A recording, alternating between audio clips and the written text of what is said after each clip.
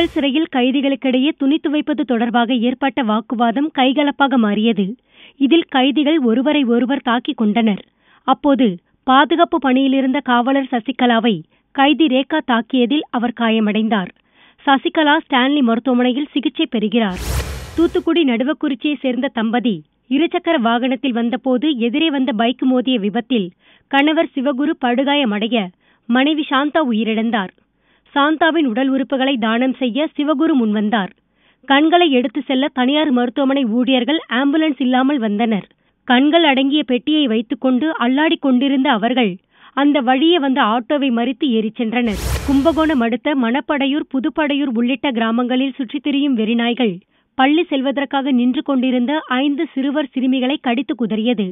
குழந்தைகள் மருத்துவமனையில் அனுமதிக்கப்பட்டிருக்கும் நிலையில் வெறிநாய்களை பிடிக்க மக்கள் கோரிக்கை விடுத்துள்ளனர். கமல் என்றாலே சர்ச்சைதான், இன்னும் நிறைய வரும் என தினகரன் கூறியுள்ளார்.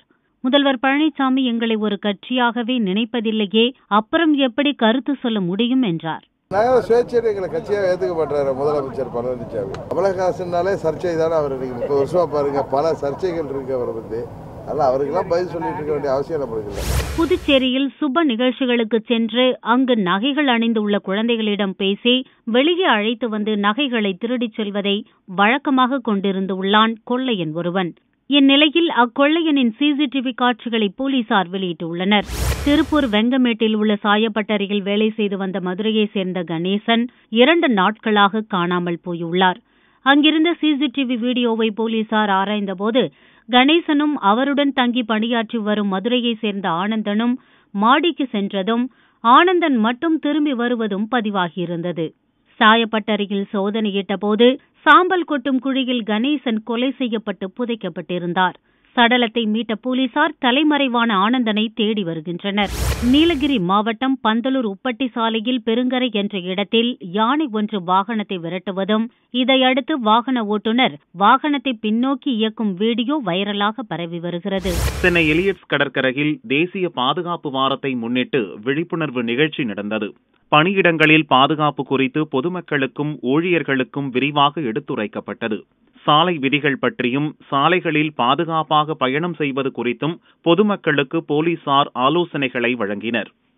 தொழிலாளர்கள் நலன் மற்றும் பாதுகாப்பு முறை பற்றியும் ரோட் சேஃப்டி முறை பற்றியும் தொழிலாளர்கள் வேலை செய்யும் பொழுது கடைபிடிக்க வேண்டிய விதிமுறைகள் அதை பற்றி விரிவாகவும் எடுத்துரைக்கப்பட்டு இந்த விழா கொண்டாடப்படுகிறது. சென்னை, காஞ்சிபுரம், திருவள்ளூர் மாவட்டங்களைச் சேர்ந்த கல்லூரிகளுக்கான ஹேண்ட்பால் மற்றும் கூடைப்பந்து போட்டி நேரு விளையாட்டரங்கில் நடந்தது.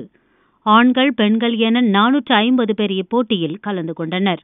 பெண்களுக்கான ஹேண்ட்பால் போட்டியில் எத்திராஜ் கல்லூரி அணியும் ஸ்டெல்லா மேரிஸ் கல்லூரி அணியும் மோதின. இதில் ஸ்டெல்லா மேரிஸ் கல்லூரி அணி 13க்கு 3 என்ற புள்ளி கணக்கில் வென்றது. ஆண்களுக்கான கூடைப்பந்து போட்டியில் பாரத் யூனிவர்சிட்டி அணி விவேகானந்தா கல்லூரி அணியை 52க்கு 31 என்ற புள்ளி கணக்கில் தோற்கடித்தது.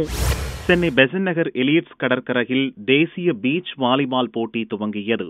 வரும் 7ஆம் தேதி வரை நடைபெறவுள்ள இந்த போட்டியில் ஆண்கள் பிரிவில் 33 அணிகளும் பெண்கள் பிரிவில் 20 அணிகளும் மோதுகின்றன. லீக் மற்றும் நாக் அவுட் முறையில் போட்டி நடக்கிறது.